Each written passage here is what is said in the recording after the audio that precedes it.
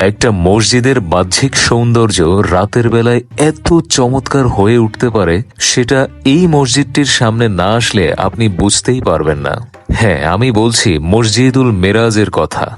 আধুনিকতার ছোঁয়া এবং ঐতিহ্যের নিখুঁত মিশ্রণে অত্যন্ত যত্ন সহকারে গড়ে তোলা এই মসজিদটি খুলনার মানিকতলায় অবস্থিত।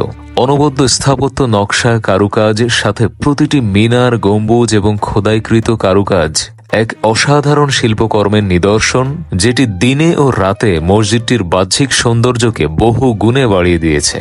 বিশেষ করে সন্ধ্যার পর বা রাতের বেলায় মসজিদটির অনবদ্য সৌন্দর্য খুলনা যশোর হাইওয়েতে চলাচলকারী যে কাউকেই আকৃষ্ট করবে। আরব বিশ্বের সুন্দর সুন্দর মসজিদের মতোই দেখতে এই মসজিদটির এই অপূর্ব মোহনীয় সৌন্দর্যে মুগ্ধ হয়ে দূর দূরান্ত থেকেও অনেক মুসল্লি এখানে নামাজ পড়তে আসেন।